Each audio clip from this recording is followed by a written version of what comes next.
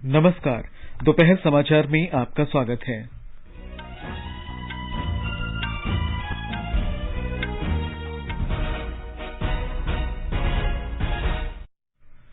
सरकार ने तीनों कृषि कानूनों को निरस्त करने की अधिसूचना राजपत्र में प्रकाशन के लिए जारी की।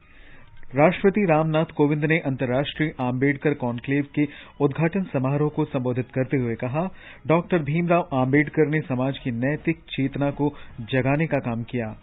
लोकसभा में कोविड-19 महामारी पर चर्चा जारी।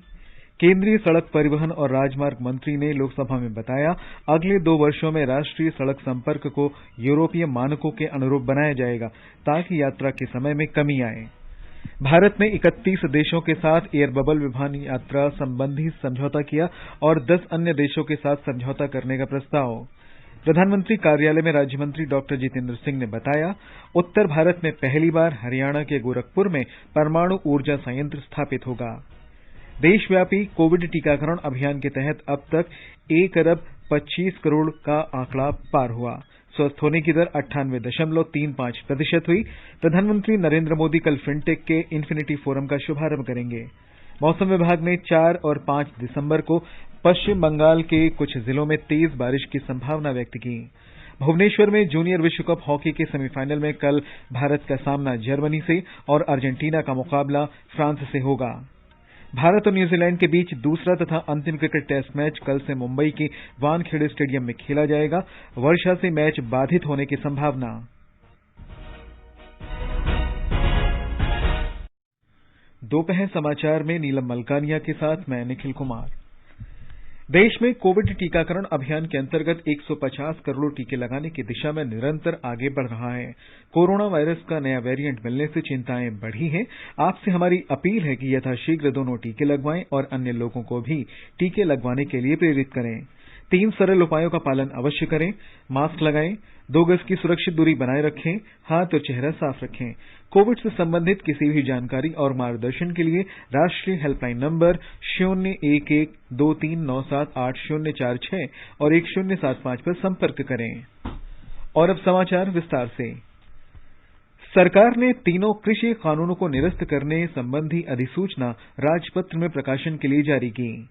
संसद के चल रहे शीतकालीन सत्र के पहले दिन ही दोनों सदनों में इन कानूनों के निरसन संबंधी विधेयक पारित कर दिए गए थे।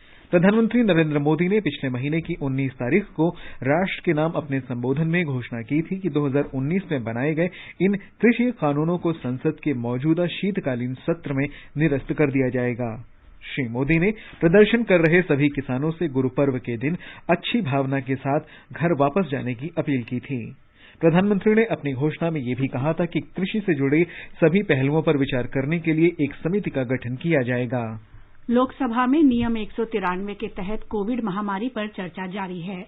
लोकसभा अध्यक्ष ओम बिरला ने कहा कि सदन में चर्चा ऐसे समय हो रही है जब कोरोना का नया वेरिएंट ओमिक्रॉन सामने आया है। श्री बिरला ने आशा व्यक्त की कि इस मुद्दे पर उपयोगी और रचनात्मक चर्चा होगी। लोकसभा अध्यक्ष ने इस महामारी से निपटने के लिए अपने अपने निर्वाचनिक क्षेत्रों में नवाचार को बढ़ावा देने के सांसदों के प्रयासों की सराहना की और इस वैश्विक समस्या से निपटने में कोरोना योद्धाओं की भूमिका की भी प्रशंसा की। चर्चा की शुरुआत करते हुए शिवसेना सदस्य विनायक राउत ने महामारी से प्रभावी ढंग से निपटने के लिए प्रधानमंत्री, केंद्रीय और राज्यों के स्वास्थ्य मंत्रियों तथा सभी मुख्यमंत्रियों के प्रति आभार जताया। नागरिक विमानन मंत्री ज्योतिरादित्य सिंधिया ने आज लोकसभा में बताया कि वर्तमान में 31 देशों के साथ भारत का विमान यात्रा संबंधी समझौता है। विश्व के 10 अन्य देशों के साथ विमान यात्रा शुरू करने के लिए समझौता करने का प्रस्ताव है। लोकसभा में प्रश्नों के उत्तर में श्री सिंधिया ने कहा कि यूरोपीय संघ के सभी देशों सहित ब्रिटेन, दक्षिण अफ्रीका, ब्राजील, बोत्सवाना, चीन, Zimbabwe, Mauritius, New Zealand, Hong Kong, Singapore और इजरायल को जोखिम वाले देशों की सूची में रखा गया है। We have 10 proposals pending for air bubbles which we have forwarded to those countries. Saudi Arabia is one of them. We are waiting to hear back from the Saudi Arabian government. We have sent our proposal from our side. Shri Scindia ने कहा कि corona का नया variant Omicron निश्चित रूप से विमानन क्षेत्र के लिए बहुत बड़ी चुनौती है और कई देशों ने इसके लिए अलग अलग मानदंड रखे हैं। श्री सिंधिया ने बताया कि भारत ने 11 देशों को जोखिम की श्रेणी में रखा है और वहां से आने वाले यात्रियों की पूरी जांच की जा रही है। आवास और शहरी कार्य मंत्री हरदीप सिंह पुरी ने कहा कि किसी शहर के बुनियादी ढांचे पर ध्यान देने के लिए स्मार्ट सिटी योजना एकमात्र तरीका नहीं हो सकता। उन्होंने कहा कि 100 शहरों के लिए स्मार्ट सिटी योजना को बंद कर दिया गया है। लोकसभा में पूरक प्रश्नों के जवाब में श्री पुरी ने खेद जताते हुए कहा कि शिरडी को कभी भी स्मार्ट सिटी के प्रस्ताव में शामिल नहीं किया गया। Smart city may not be the only way in which the infrastructure of a city can be attended to. We would be very happy whenever a smart city revision 2 comes up, if the state government of Maharashtra at that point of time were to recommend Shirdi as one of the cities. प्रधानमंत्री कार्यालय में राज्य मंत्री doctor Jitendra Singh ने आज राज्यसभा में बताया कि उत्तर भारत में पहली बार परमाणु ऊर्जा संयंत्र स्थापित किया जाएगा। श्री सिंह ने कहा कि ये संयंत्र राष्ट्रीय राजधानी से 150 किलोमीटर दूर हरियाणा के गोरखपुर क्षेत्र में लगेगा। Earlier on, all these nuclear plants were limited to a few states, a handful of states like Andhra Pradesh, Tamil Nadu, etc. Now we have moved northwards also. We are going to have a nuclear project, the first of its kind in North India, just about 150 kilometers from the place where we are right now sitting. It's a small township called Gorakhpur in Haryana. So we have not only increased the number, but also tried to make it a pan-India generation project. Congress, Trinamool Congress, आम आदमी party, राष्ट्रीय जनता दल और तेलंगाना राष्ट्र समिति सहित विपक्षी सदस्यों ने राज्यसभा की कार्यवाही के दौरान अपने मुद्दे उठाने की अनुमति नहीं दिए जाने के विरोध में सदन से वॉकआउट किया।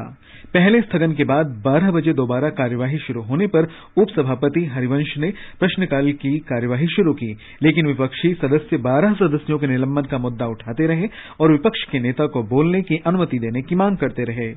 उपसभापति ने विपक्षी सदस्यों से अपील की कि प्रश्नकाल बहुत ही महत्वपूर्ण है और सदस्यों को अपने प्रश्न पूछने चाहिए। इस पर कांग्रेस, तृणमूल कांग्रेस, आम आदमी पार्टी और राष्ट्रीय जनता दल के सदस्य सदन के बीचों बीच आकर नारेबाजी करने लगे।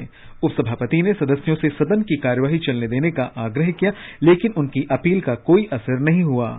प्रश्नकाल के बाद उपसभापति ने सदन की कार्यवाही भोजनावकाश के लिए 2 बजे तक स्थगित कर दी थी। सदन की कार्यवाही जारी है। ये समाचार हमारी वेबसाइट newsonair.com/hindi और हमारे mobile app news on AIR पर भी उपलब्ध हैं।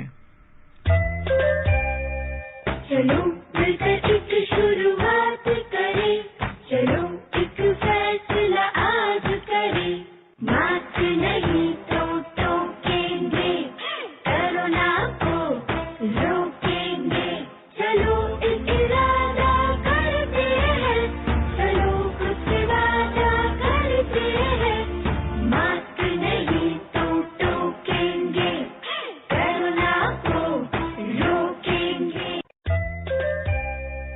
हर जोखिम से निकल कर फसल आए, सुरक्षित हो जाए,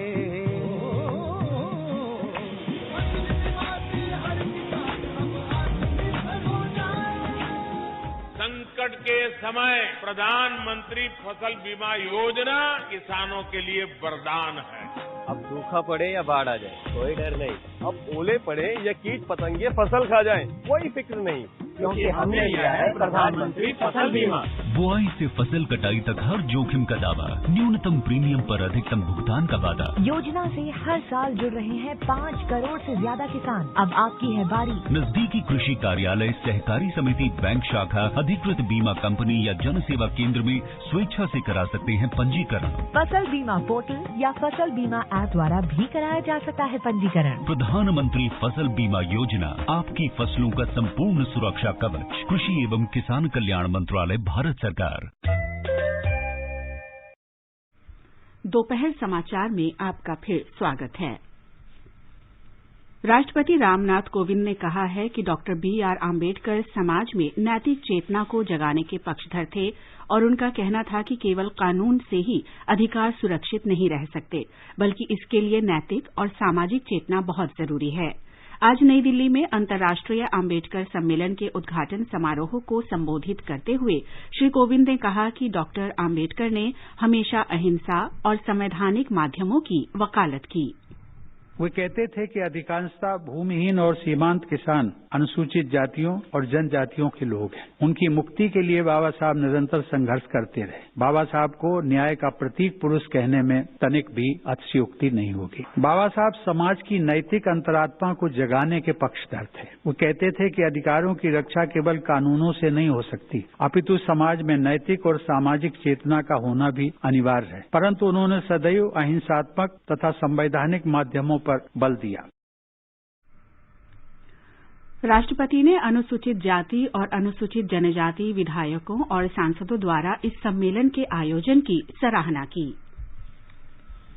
सड़क परिवहन और राजमार्ग मंत्री नितिन गडकरी ने कहा है कि अगले 2 वर्षों में भारत का राष्ट्रीय सड़क संपर्क यूरोपियन मानकों के अनुरूप हो जाएगा, जिससे यात्रा के समय में कमी आएगी। लोकसभा में सवालों के जवाब में उन्होंने कहा कि सड़क संपर्क को और बेहतर बनाने के लिए भारतमाला तथा प्रधानमंत्री गति शक्ति कार्यक्रम के अंतर्गत 1 लाख किलोमीटर से अधिक लंबी सड़कों का निर्माण कार्य किया जाएगा। उन्होंने कहा कि इन कार्यक्रमों के तहत अगले वर्ष से निर्माण कार्यों का दूसरा चरण शुरू हो जाएगा। इसमें पिछड़े क्षेत्रों, पर्यटन और महत्वपूर्ण इलाकों को प्राथमिकता दी जाएगी।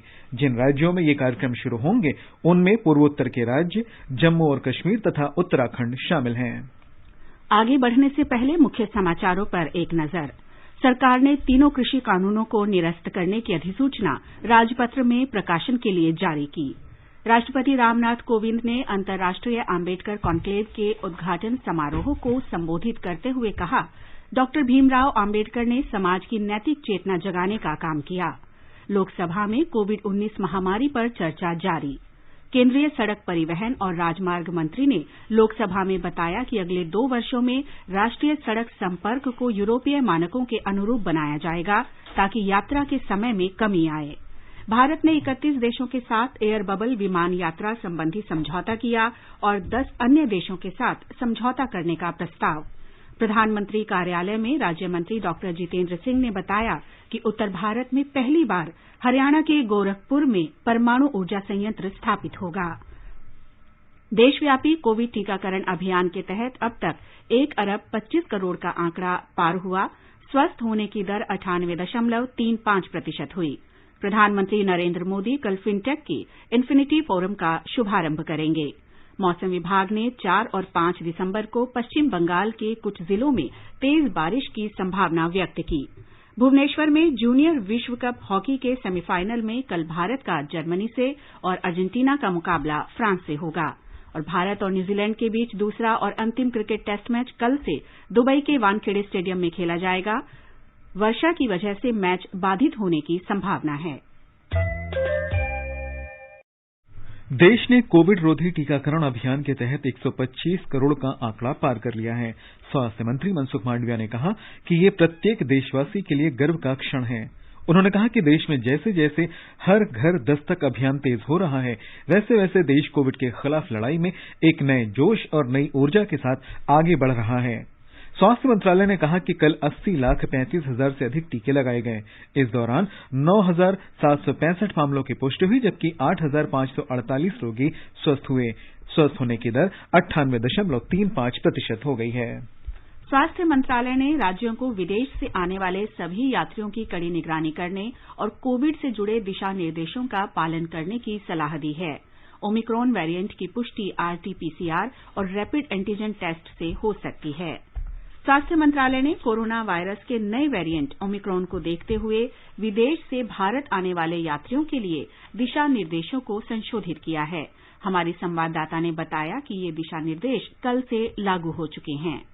स्वास्थ्य मंत्रालय ने यात्रा से पहले एयर सुविधा पोर्टल पर निगेटिव आरटी-पीसीआर परीक्षण रिपोर्ट अपलोड करते हुए 14 दिन का यात्रा विवरण जमा कराना अनिवार्य कर दिया है। यात्रा से 72 घंटे पहले आरटी-पीसीआर जांच करानी होगी। स्वास्थ्य मंत्रालय के दिशा निर्देशों के अनुसार जोखिम की आशंका वाले देशों के यात्रियों को आगमन के बाद हवाई अड्डे पर कोविड जांच करानी होगी और परिणाम की प्रतीक्षा करनी होगी। जांच रिपोर्ट नकारात्मक आने पर उन्हें 7 दिन के लिए अपने निवास पर क्वारंटीन होना होगा और 8वें दिन दिन उन्हें फिर से जांच करानी होगी। दोबारा रिपोर्ट नकारात्मक आने पर अगले 7 दिन तक उन्हें अपने स्वास्थ्य की निगरानी रखनी होगी। जोखिम वाले देशों को छोड़कर अन्य देशों के यात्रियों को हवाई अड्डे से बाहर जाने की अनुमति होगी और उन्हें 14 दिन तक अपने स्वास्थ्य पर नजर रखनी होगी। विदेश से आने वाले लोगों में से कुल 5% यात्रियों को हवाई अड्डे पर आगमन के बाद परीक्षण से गुजरना होगा। इन परीक्षणों पर होने वाला खर्च नागरिक उड्डयन मंत्रालय वहन करेगा। जल मार्ग से आने वाले अंतर्राष्ट्रीय यात्रियों को भी हवाई यात्रियों की तरह परीक्षण से गुजरना होगा। नए दिशा निर्देशों के अनुसार 5 साल से कम उम्र के बच्चों को आगमन से पहले और बाद में परीक्षण से छूट दी गई है। हालांकि आगमन पर या होम क्वारंटीन के दौरान कोविड के लक्षण पाए जाते हैं तो उनका परीक्षण किया जाएगा और निर्धारित मानकों के अनुसार उनका उपचार किया जाएगा। समाचार कक्ष से Alka Singh. Lady Hardinge Medical College के डॉक्टर अनुपम प्रकाश ने आकाशवाणी के साथ विशेष बातचीत में बताया कि कोरोना के नए वेरिएंट ओमिक्रॉन से मृत्यु की संभावना के बारे में अभी कुछ कहना जल्दबाजी होगी। इसमें लोग भय इसलिए है क्योंकि इसमें बहुत सारी म्यूटेशंस हैं, लेकिन ये बताना लाजमी है कि वायरस में हर हफ्ते ही 10-15 म्यूटेशन होना लाजमी है। तो डर इसलिए है कि ओमाइक्रॉन में 30-40 म्यूटेशंस पाई गई हैं और उनमें से 25-26 म्यूटेशंस ऐसी हैं जो पहले नहीं देखी गई है। लेकिन फिर भी अभी इसके बारे में हमारी जानकारी बहुत सीमित है। अभी तक मोर्टेलिटी इससे हमें नहीं पता है। इन्फेक्शन के ज्यादा होने के चांसेस हैं, ट्रांसमिशन के ज्यादा चांसेस हैं, लेकिन मोर्टेलिटी के अभी कोई भी केस जो है हमें नहीं सामने आया है। तो ये अच्छी बात है। अभी आने वाले समय में हमें पता चलेगा कि इससे हमें नुकसान होने की संभावना क्या है। हमारे लाइव फोन इन कार्यक्रम कोरोना जागरूकता श्रृंखला में आज अहमदाबाद की doctor Mona Desai corona virus से संबंधित प्रश्नों के उत्तर देने के लिए हमारे साथ होंगे। श्रोता शाम 9:30 बजे से टोल फ्री नंबर 1800115767 और टेलीफोन नंबर 0112331444 पर विशेषज्ञ से प्रश्न पूछ सकते हैं। ये कार्यक्रम हमारी वेबसाइट newsonair.nic.in पर भी उपलब्ध होगा। ये समाचार आकाशवाणी से प्रसारित किए जा रहे हैं। ताजा समाचार जानने के लिए आप हमारे Twitter handle @AIR News Hindi को फॉलो कर सकते हैं। आजादी का अमृत महोत्सव के लिए सभी उपभोक्ताओं को शुभकामनाएं। हॉलमार्क सोने की शुद्धता सुनिश्चित करता है। हमेशा हॉलमार्क वाले सोने के आभूषण ही खरीदें। उपभोक्ता संबंधित किसी भी शिकायत के लिए कृपया राष्ट्रीय उपभोक्ता हेल्पलाइन के टोल फ्री नंबर 14404 पर संपर्क करें। उपभोक्ता मामले विभाग, भारत सरकार द्वारा जनहित में जारी। जागो ग्राहक जागो। ये आकाशवाणी है। प्रधानमंत्री नरेंद्र मोदी कल वीडियो कॉन्फ्रेंस के माध्यम से वित्तीय प्रौद्योगिकी पर विचार नेतृत्व मंच इन्फिनिटी फोरम का शुभारंभ करेंगे। इस आयोजन की मेजबानी अंतर्राष्ट्रीय वित्तीय सेवा केंद्र प्राधिकरण, गुजरात अंतर्राष्ट्रीय वित्तीय प्रौद्योगिकी सिटी और ब्लूमबर्ग के सहयोग से कर रहा है। भारत सरकार के तत्वावधान में हो रहे इस आयोजन की पहली कड़ी में इंडोनेशिया, दक्षिण अफ्रीका और ब्रिटेन साझेदार देश हैं। प्रधानमंत्री शनिवार को देहरादून में कई परियोजनाओं का उद्घाटन करेंगे और आधारशिला रखेंगे। ये परियोजनाएं 18,000 करोड़ रुपए लागत की हैं। मुख्य रूप से सड़क संबंधी बुनियादी ढांचे में सुधार की इन परियोजनाओं से यात्रा सुगम और सुरक्षित होगी तथा क्षेत्र में पर्यटन को बढ़ावा मिलेगा। सरकार अनुसूचित जाति के छात्रों के सामाजिक तथा आर्थिक उत्थान और समग्र विकास के लिए लक्षित क्षेत्रों के उच्च विद्यालयों में आवासीय शिक्षा योजना श्रेष्ठ शुरू करेगी। ये योजना 6 दिसंबर को डॉक्टर BR आम्बेडकर के महापरिनिर्वाण दिवस पर शुरू की जाएगी। आकाशवाणी ने राजधानी दिल्ली में इलेक्ट्रिक वाहनों को बढ़ावा देने के केंद्र सरकार के दृष्टिकोण के अनुरूप अपने पूरे बेड़े को इलेक्ट्रिक वाहनों में तब्दील कर दिया है। प्रसार भारती के मुख्य कार्यकारी अधिकारी शशि शेखर वेम्पटि और आकाशवाणी के महानिदेशक N वेणुधर रेड्डी ने आज नई दिल्ली स्थित आकाशवाणी भवन में ऐसे 23 वाहनों को झंडी दिखाकर रवाना किया। बाद में मीडिया से बात करते हुए मुख्य कार्यकारी अधिकारी शशि शेखर वेम्पटि ने कहा कि इलेक्ट्रिक वाहनों को चलाने का निर्णय महत्वपूर्ण है।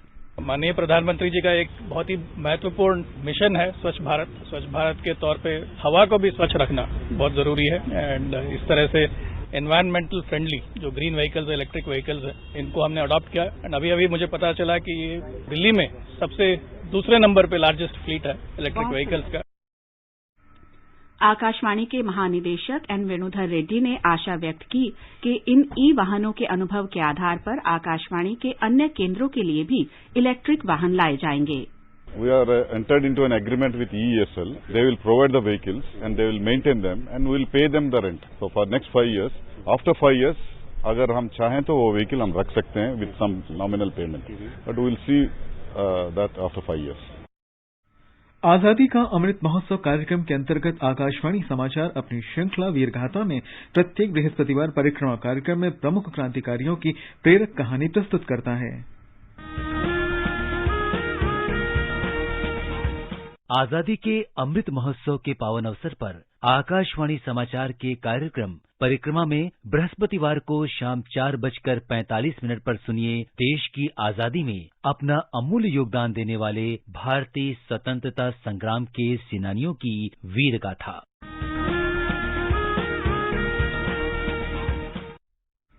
आजादी का अमृत महोत्सव के अंतर्गत आइए अब सुनते हैं आकाशवाणी की विशेष प्रस्तुति आजादी का सफर।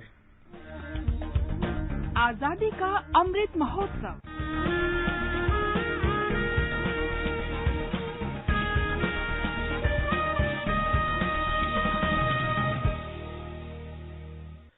आजादी का सफर आकाशवाणी के साथ एक राष्ट्र का जन्म। भारत का गौरवशाली स्वतंत्रता संग्राम आधुनिक विश्व के अब तक के सबसे बड़े संघर्षों में से एक है। आकाशवाणी समाचार आपके लिए प्रतिदिन इस संग्राम की एक झलक लेकर आता है। प्रिय भारत जनयित्री दिव्य धात्री। आज की इस कड़ी में हम तेलंगाना क्षेत्र के स्वतंत्रता सेनानी डॉक्टर मैरी चेन्ना रेड्डी को याद कर रहे हैं, जिनकी मृत्यु 2 दिसंबर 1996 को हुई थी। 1940 के दशक के दौरान तत्कालीन हैदराबाद राज्य में उन्होंने स्वाधीनता संघर्ष में भाग लिया था। वे उन दिग्गजों में भी थे जिन्होंने 1960 के दशक के अंत में तेलंगाना आंदोलन का नेतृत्व किया था। जय जय जय प्रिय भारत जनयित्री दिव्य धात्री। रेड्डी का जन्म 13 जनवरी 1919 को तत्कालीन हैदराबाद राज्य में हुआ था। उस्मानिया मेडिकल कॉलेज से स्नातक के बाद वे चिकित्सा सेवा में व्यस्त हो गए, लेकिन उनकी इच्छा स्वतंत्रता संग्राम से जुड़ने की थी। इसलिए उन्होंने एक सफल चिकित्सक का पेशा छोड़ दिया और सार्वजनिक सेवा के लिए स्वयं को समर्पित कर दिया। रेड्डी आंध्र युवजन समिति और छात्र कांग्रेस के संस्थापक थे और कई छात्रों, युवाओं, सामाजिक, शैक्षिक, साहित्यिक और सांस्कृतिक संगठनों से भी जुड़े रहे। उन्होंने लगभग 2 वर्षों तक एक साप्ताहिक समाचार पत्र का संपादन किया और विभिन्न पत्रिकाओं में लेख लिखे। 1942 में उन्हें आंध्र महासभा का महासचिव चुना गया। रेड्डी महात्मा गांधी के अहिंसक प्रतिरोध के तरीकों में दृढ़ विश्वास रखते थे।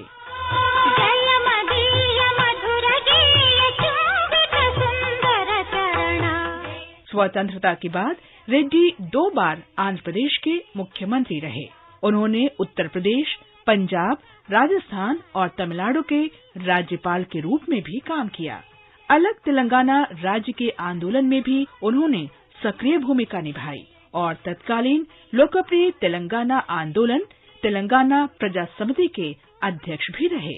वे जीवन के अंतिम समय तक जनसेवा के अपने उद्देश्य के लिए प्रतिबद्ध रहे। हम इस महान राष्ट्रवादी स्वतंत्रता सेनानी को नमन करते हैं।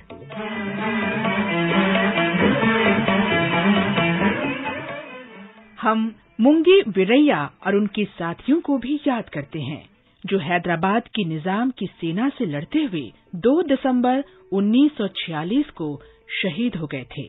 निजाम के सैनिकों ने किसान विद्रोहियों की तलाश में तेलंगाना के नलगोंडा के मल्ला रेड्डी गुडेम गांव पर छापा मारा था। मुंगी वीरैया 600 से अधिक ग्रामीणों के साथ इसका शांतिपूर्ण तरीके से प्रतिरोध कर रहे थे, लेकिन सैनिकों ने उन पर गोलियां चला दी, जिसमें वीरैया और कई अन्य किसानों की भी मृत्यु हो गई। हम इन सभी शहीदों को सलाम करते हैं।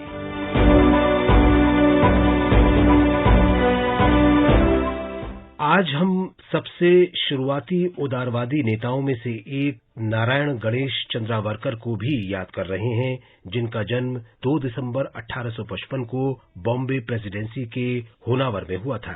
1881 में उन्होंने कानून की डिग्री प्राप्त की।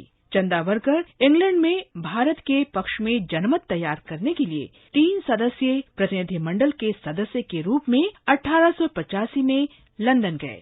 बाद में वे भारतीय राष्ट्रीय कांग्रेस के कार्यों में जुट गए और 1900 में इसके वार्षिक सत्र के अध्यक्ष चुने गए। जेथे परंपरेचा सन्मान नित्य आहे, जनशासनात पायाच सत्य आहे। इसके बाद उन्होंने सक्रिय राजनीति से अवकाश ले लिया। 1901 में महादेव गोविंद रानाडे की मृत्यु के बाद प्रार्थना समाज का नेतृत्व उन्होंने संभाला और सामाजिक कार्यों में लग गए।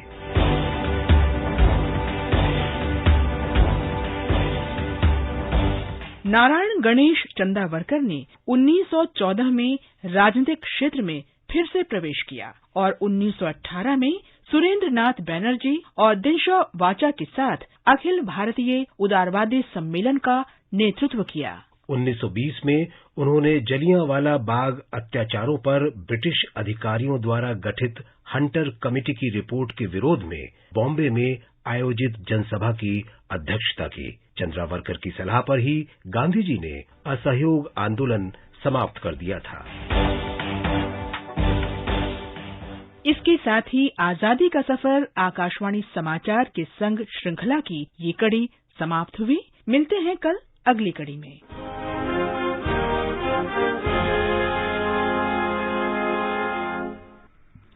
प्रधानमंत्री नरेंद्र मोदी देश में चक्रवाती तूफान की स्थिति की समीक्षा कर रहे हैं। बैठक में प्रधानमंत्री के प्रधान सचिव डॉक्टर पीके मिश्रा, मंत्रिमंडल सचिव राजीव गौबा, गृह सचिव अजय कुमार भल्ला, भारतीय मौसम विभाग के महानिदेशक डॉक्टर मृत्युंजय महापात्रा और राष्ट्रीय आपदा मोचन बल के महानिदेशक अतुल करवाल भी मौजूद हैं। मौसम विभाग ने चेतावनी जारी की है कि इस महीने की 4 और 5 तारीख को दक्षिण बंगाल के कुछ जिलों में तेज बारिश की संभावना है। अंडमान सागर के मध्य भाग और आसपास के क्षेत्रों में बने कम दबाव के आज पश्चिम उत्तर की ओर बढ़ने और अगले 24 घंटों के दौरान तूफान आने की संभावना है। मछुआरों को कहा गया है कि वे 3 से 5 दिसंबर के बीच समुद्र में न जाएं। मौसम विभाग ने किसानों को सलाह दी है कि मौसम खराब होने से पहले वे धान की फसल काट लें और उसे सुरक्षित भंडारों में रख लें। भारतीय पुरुष जूनियर हॉकी टीम विश्व कप के सेमीफाइनल में पहुंच गई है। भुवनेश्वर में कल मेजबान टीम ने बेल्जियम को 1-0 से हराया। पहले सेमीफाइनल में कल भारत का सामना जर्मनी से होगा। दूसरे सेमीफाइनल में फ्रांस और अर्जेंटीना आमने सामने होंगे। भारत और न्यूजीलैंड के बीच दूसरा तथा अंतिम क्रिकेट टेस्ट मैच कल से मुंबई के वानखेड़े स्टेडियम में खेला जाएगा। हालांकि मुंबई में रुक रुक कर बारिश हो रही है, जिसका प्रभाव मैच पर पड़ सकता है। कानपुर में खेला गया पहला टेस्ट मैच ड्रॉ हो गया था। ऐसे में इस मैच की विजेता टीम का ही श्रृंखला पर कब्जा होगा। अब एक नजर आज के मौसम पर। राजधानी दिल्ली में आंशिक रूप से बादल छाए रहेंगे और हल्की वर्षा होगी। मुंबई और चेन्नई में आंशिक रूप से बादल छाए रहेंगे। कोलकाता में आसमान साफ रहेगा। श्रीनगर में आसमान साफ रहेगा। जम्मू में आंशिक रूप से बादल छाए रहने की संभावना है। लेह में आमतौर पर बादल छाए रहेंगे। मुजफ्फराबाद और गिलगित में भी आसमान साफ रहेगा। और अंत में मुख्य समाचार एक बार फिर। सरकार ने तीनों कृषि कानूनों को निरस्त करने की अधिसूचना राजपत्र में प्रकाशन के लिए जारी की। राष्ट्रपति रामनाथ कोविंद ने अंतर्राष्ट्रीय आम्बेडकर कॉन्क्लेव के उद्घाटन समारोह को संबोधित करते हुए कहा, डॉक्टर भीमराव आम्बेडकर ने समाज की नैतिक चेतना जगाने का काम किया। लोकसभा में कोविड महामारी पर चर्चा जारी। केंद्रीय सड़क परिवहन और राजमार्ग मंत्री नितिन गडकरी ने लोकसभा में बताया कि अगले 2 वर्षों में राष्ट्रीय सड़क संपर्क को यूरोपीय मानकों के अनुरूप बनाया जाएगा ताकि यात्रा के समय में कमी आए। भारत ने 31 देशों के साथ एयर बबल विमान यात्रा संबंधी समझौता किया और 10 अन्य देशों के साथ समझौता करने का प्रस्ताव। प्रधानमंत्री कार्यालय में राज्य मंत्री डॉक्टर जितेंद्र सिंह ने बताया, उत्तर भारत में पहली बार हरियाणा के गोरखपुर में परमाणु ऊर्जा संयंत्र स्थापित होगा। देशव्यापी कोविड टीकाकरण अभियान के तहत अब तक 1 अरब 25 करोड़ का आंकड़ा पार हुआ। स्वस्थ होने की दर 98.35% हुई। प्रधानमंत्री नरेंद्र मोदी कल फिनटेक के इन्फिनिटी फोरम का शुभारंभ करेंगे। मौसम विभाग ने 4 और 5 दिसंबर को पश्चिम बंगाल के कुछ जिलों में तेज बारिश की संभावना व्यक्त की। भुवनेश्वर में जूनियर विश्व कप हॉकी के सेमीफाइनल में कल भारत का सामना जर्मनी से और अर्जेंटीना का मुकाबला फ्रांस से होगा। भारत और न्यूजीलैंड के बीच दूसरा तथा अंतिम क्रिकेट टेस्ट मैच कल से मुंबई के वानखेड़े स्टेडियम में खेला जाएगा। वर्षा से मैच के बाधित होने की संभावना। इसके साथ ही दोपहर समाचार का ये अंक समाप्त हुआ। नमस्कार।